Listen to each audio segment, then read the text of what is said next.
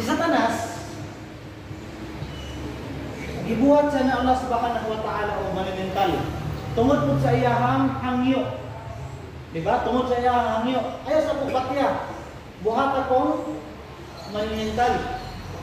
O sige, granted ang imuhang pangayo.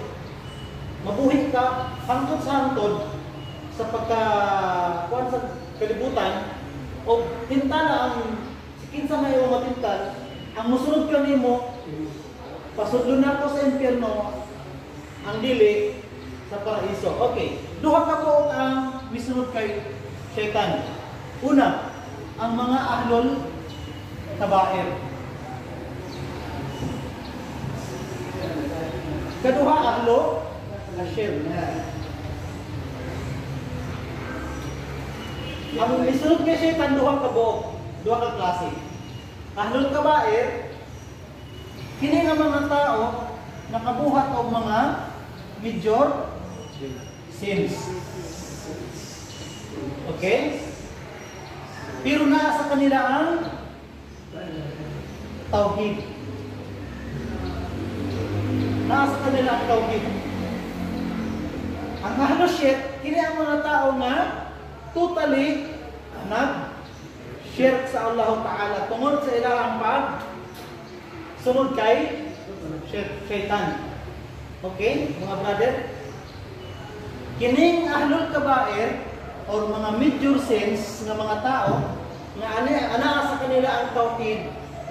Ang mawqif ng Ahlus Sunnah wal Jama'ah niini, anawa ninyo mga brother, ang stand ng Ahlus Sunnah wal Jama'ah o ng mga salafus salih. Okay? Ang stand ng salafus salih sa mga ahlul kabair, imma yaghfir lahum aw yu'adzibuhum tahta masyiatillah. Either na pasayloon sila ni Allah subhanahu wa ta'ala tungod sa ilahang tauhid or pagasilutan sa sila bago pasayloon. Okay bro? Mao nang stand nato o stand na sa mga salafu as-salih gikan sa mga sahaba, tabi'in o mga tabi'in o atba'ut tabi'in. Okay? Mao nang stand sa ahlul kabair. Okay? Ahlul kabair, mga tao nga nakabuhat og mga dagkong sala. Unsa man ang definition sa dagkong sala, medyo mga kabira o kabair.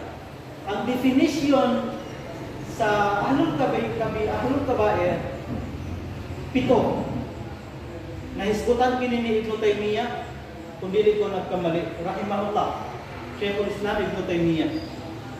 Ang una, ahlul kabair, mamatawag kining dagko nga sala kung una, adunay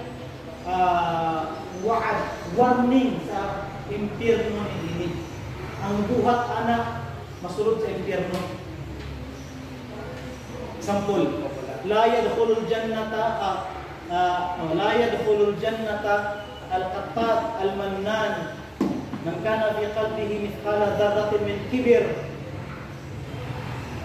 Ingon ana nga mga istorya dagkong sala ana. Or adunay punishment nga paglagot sa Allah Ta'ala. Dagko na nasala. Gadiballahu alayhi. Nasuko ang Allah Ta'ala kaniya. Dagko na nga sala. Or adunay pagputol sa kamot. Pagpalo sa agatos. Dagko na nga sala.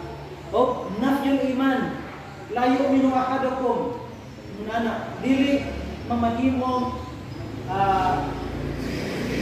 believer ang usa ka ninyo kung ganaani nafyul iman uban na sa dagkong sala. Okay? Pero ang ahlus shirk, ang mga tao nga nag-shirk sa Allah Ta'ala, duha ka buok, duha ka klase. Namatay, wala magtauba. namatay, wala makapagtauba. Ngayon namatay, nakapagtauba para sa mga sahaba, sila sa Bukal, sila Umar. Sa una, nag-share sila, and then nag-Islam. Pero kini sila, nag-Muslim na, pero nag-share. Tapos nagtauba. Pag nagtauba before namatay, hukuman nato sila, i-judge nato sila sa ilahang pag-tauba. Ang tinuod nga judge dito sa Allah Ta'ala. Okay? I-judge nato sila sa ilahang pagtauba. Ang nagtauba naman to, hindi pwede nga, kadugay nag-share ka to. 50 years nag-share, tapos bago namatay nagtauba. May yung bata na dili siya, doon yung mga tao nga na. Ginadjust niya katong past. Pero ang present, wala. Dili pwede. No? Pag namatay siya, bago siya namatay nagtauba, na yun nga la ilaha illallah, i-judge nato dito siya sa la ilaha illallah. Kalimtan nato ito yan. Past nga, mga buluhaton. Okay?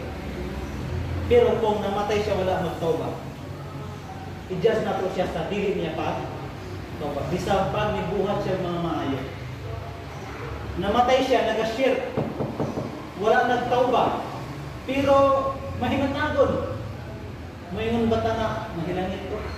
Ano man? Grabe man ang mga hatag ko. Milyon-milyon ginahatag. Pinsa pag bilyon. Tungod sa iyahang shirk. Wade? Brother? Okay. Dito ta sa kining ahlul kaba.